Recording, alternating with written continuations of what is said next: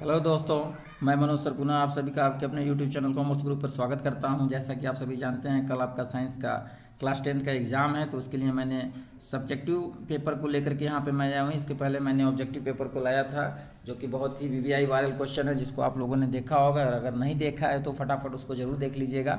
और अभी तक चैनल को सब्सक्राइब नहीं किया है तो चैनल को ज़रूर सब्सक्राइब कर लीजिएगा। आइए फटाफट हम लोग क्वेश्चन को देखते हैं। देखिए, पहला सेक्शन है भाग अ, यानी ये अति लघुत्तम प्रश्न है। इसमें कुल प्रश्नों की संख्या 7 होती है, जिसमें आपको 5 प्रश्नों के उत्तर देने होते हैं। ठीक है, पहला है चुंबकीय क्षेत्र रेखाओं के किन्हीं दो गुणों को लिखिए। तो चुंबकीय क्षेत्र रेखाओं के दो गुण निम्नलिखित हैं। पहला है, दो क्षेत्र रेखाएं कभी एक दूसरे को प्रतिच्छेद नहीं करती और ये चुंबक के उत्तर ध्रुव से प्रकट होती है तथा दक्षिणी ध्रुव पर विलीन हो जाती हैं। आइए नेक्स्ट क्वेश्चन देखते हैं। क्वेश्चन नंबर 2 है, अवतल दर्पण में बनते हुए प्रतिबिंब का एक स्वच्छ किरण आरेख खींचिए जब वस्तु को वक्रता केंद्र पर रखा जाता है। तो यहाँ पर देखिए, इसका मैंने चित्र बनाया हुआ है, इसको आप चित्र बना लीजिएगा और नीचे एक लाइन आप लिख दीजिएगा कि प्रतिबिंब वक्रता केंद्र पर वास्तविक उल्टा व वस्तु के बराबर होगा।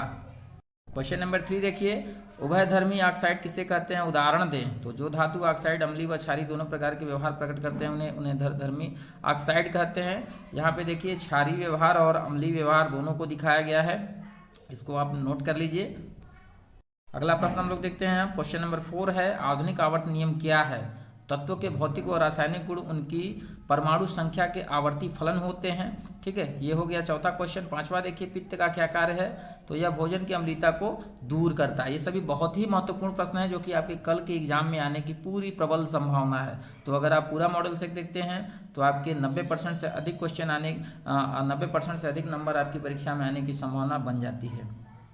क्वेश्चन नंबर 6 है, खाद्य श्रृंखला किसे कहते हैं, उदाहरण दें। खाद्य श्रृंखला में पारिस्थितिकी तंत्र के विभिन्न जीवों का परस्पर भोजन निर्भरता को प्रदर्शित किया जाता है।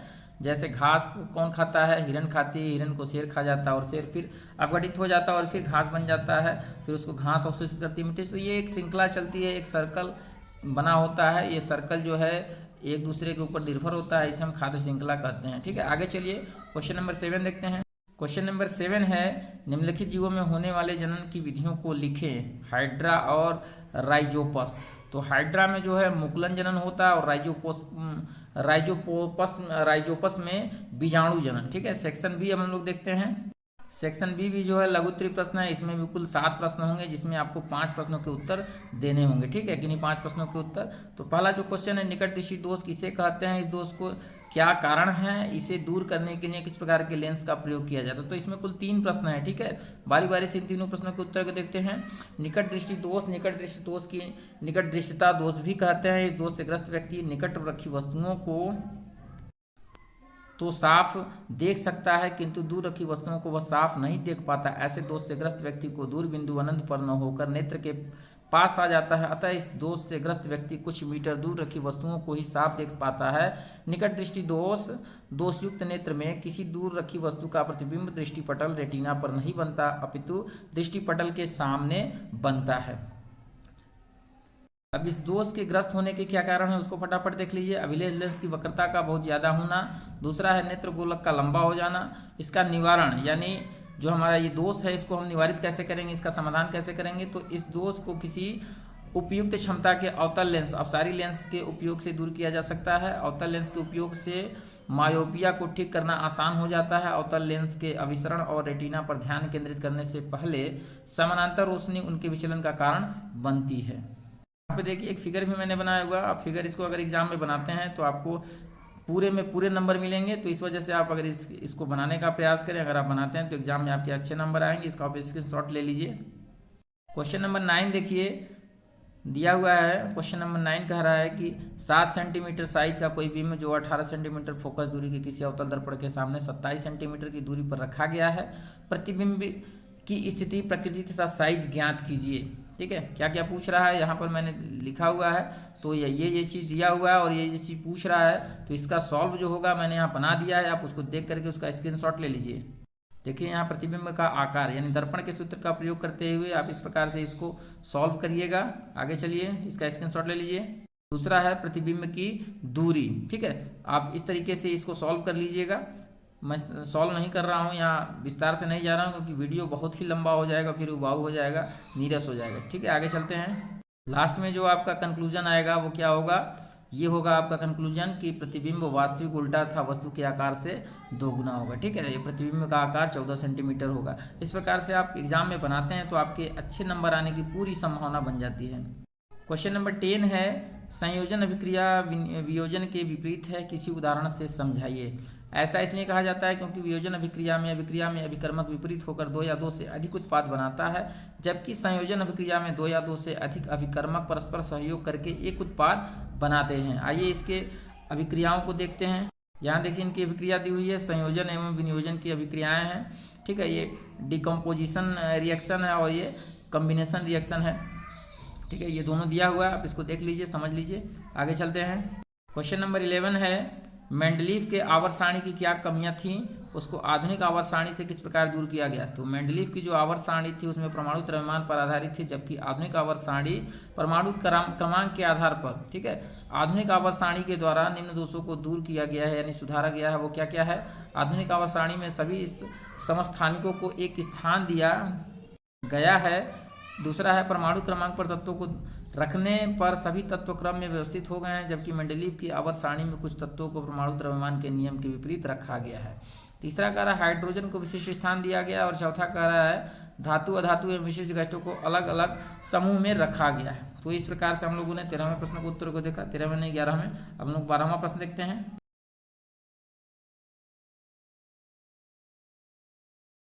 चलिए आगे देखते हैं हम लोग अगला प्रश्न कौन सा है? 12वां नंबर का प्रश्न है, कार्बन के इतने अधिक यौगिक होने के क्या कारण हैं। तो कार्बन के इतने अधिक यौगिक होने के क्या कारण हैं? तो इसके 4 कारण हैं। 2 हैं। पहला है श्रृंखलन और दूसरा है चतुःसंयोजकता। ठीक है, तो श्रृंखलन क्या कह रहा है? कार्बन परमाणु अन्य कार्बन परमाणु से आसानी से जुड़कर नए यौगिक बना लेता है, जिसके कारण इसके अधिक यौगिक पाए जाते हैं। दूसरा पॉइंट देखिए, दूसरा पॉइंट कहता है चतुःसंयोजकता, कार्बन परमाणु OHCl, FS आदि तत्वों के साथ सहसंयोजक यौगिकों की श्रृंखला बना लेता है। नेक्स्ट क्वेश्चन देखते हैं, क्वेश्चन नंबर 13। क्वेश्चन नंबर 13 है, दोहरा परिसंचरण किसे कहते हैं, समझाइए। दोहरा परिसंचरण मनुष्य तथा सभी उत्तर स्तनधारियों के हृदय में 4 वेश्म होते हैं, 2 अलिंद तथा 2 निलय। मनुष्य में रुधिर परिवहन के 2 चरण होते हैं। पहले चरण में शरीर का समस्त अशुद्ध रुधिर हृदय के दाहिनी अलिंद में एकत्रित होकर दाहिने निलय में से होते हुए फेफड़े में जाता है। यहाँ देखिए मैंने इसका फिगर बनाया है। अगर आप फिगर बनाते हैं तो आपके एग्जाम में अच्छे नंबर आएंगे, तो आप इसका स्क्रीनशॉट ले लीजिए और कोशिश करिए कि आप इसको एग्जाम में बना सकें। अब देखिए द्वितीय चरण में क्या होता है। द्वितीय चरण में फेफड़ों से फुसफुस शिराओं द्वारा हृदय के बाह्य अलिंद में एकत्रित शुद्ध रुधिर महाधमनी द्वारा पूरे शरीर में पंप किया जाता है। इस रुधिर परिभ्रमण को दोहरा परिवहन कहते हैं। इस प्रकार दोहरे परिवहन में कभी भी शुद्ध व अशुद्ध रुधिर का मिश्रण न होने के कारण परिवहन अधिक प्रभावशाली होता है। इस परिभ्रमण से स्पष्ट होता है कि रुधिर को 2 बार होकर गुजरता है। ठीक है, रुधिर शरीर से जो है 2 बार होकर गुजरता है। क्वेश्चन नंबर 14 देखिए, ऊर्जा के स्रोत के रूप में हम सौर ऊर्जा का उपयोग किस प्रकार करते हैं। तो सौर ऊर्जा वह ऊर्जा है जो सीधे सूर्य से प्राप्त की जाती है। इसका उपयोग सभी जीव जंतु, पौधे व जलवायु द्वारा विभिन्न स्तर पर किया जाता है। आजकल सौर ऊर्जा का उपयोग बृहद स्तर पर विद्युत ऊर्जा के उत्पादन के लिए किया जा रहा है। इसके लिए सोलर पैनलों का उपयोग किया जाता है। Solar cell, solar water heater जैसी कई युक्तियों का प्रयोग और ऊर्जा से दैनिक जीवन के कार्यों को किया जा रहा है। ठीक है, सौर ऊर्जा से। अब आइए हम लोग भाग 100 देखते हैं, सेक्शन सी। सेक्शन सी में आपके कुल 5 प्रश्न होंगे, जिसमें से आपको 3 प्रश्न देने होंगे। ये 5 प्रश्न जो होंगे दीर्घोत्तरीय टाइप के होंगे। ठीक है, आइए फटाफट इसको देखते हैं। तो जो 16वां प्रश्न है वो 2 खंड में है, ए और बी। तो ए प्रश्न को पहले देखते हैं, किसी चालक का प्रतिरोध किन कारकों पर निर्भर करता है। तो इसके उत्तर को देखिए। तो किसी चालक का जो प्रतिरोध है निम्नलिखित कारकों पर निर्भर करता है। पहला क्या है, तार के पदार्थ की प्रकृति, दूसरा है तार की लंबाई और तीसरा है तार की मोटाई। तो ये 3 कारण हैं, आप इसको नोट कर लीजिए, इसका स्क्रीनशॉट ले लीजिए और कॉपी में आप लिख करके इसको याद कर जाइए। आगे आइए दूसरा भाग देखते हैं। देखिए दूसरा प्रश्न क्या कर रहा है, प्रतिरोध 2 ओम, 3 ओम तथा 6 ओम के 3 प्रतिरोधकों को किस प्रकार संयोजित करेंगे कि संयोजन का कुल प्रतिरोध 11 ओम और 1 हो। ठीक है, आइए इसको देखते हैं हम लोग कैसे इसको सॉल्व किया जाएगा। इसका सॉल्यूशन मैंने बनाया हुआ है। यहाँ पर देखिए इसका सॉल्यूशन बना हुआ है। आप इसको इस विधि से ऐसे इसी हिसाब से बनाइए और इसको फिर कॉपी में आप परीक्षा में लिख सकते हैं। इसका स्क्रीनशॉट ले लीजिए। मैं इसको समझा नहीं रहा हूँ क्योंकि समय बहुत ही कम है।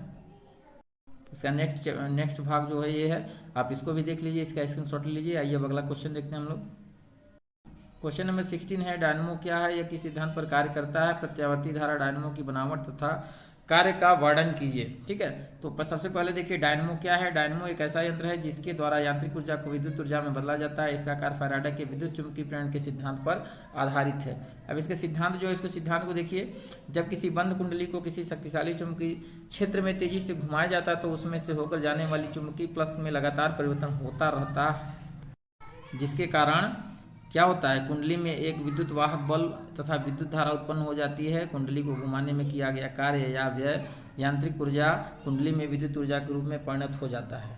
डायनमो की संरचना को आप लोग देख लीजिए। डायनमो की संरचना जो इसके 4 भाग होते हैं। पहला जो होता है क्षेत्र चुंबक, दूसरा आर्मेचर। आप इसको पढ़ लीजिए, इसको स्क्रीनशॉट लेकर के समझ लीजिए। हम लोग पॉइंट टू पॉइंट देख लेते हैं क्योंकि उत्तर लंबे वाले हैं तो पढ़ने में थोड़ा सा समय ज़्यादा लगेगा।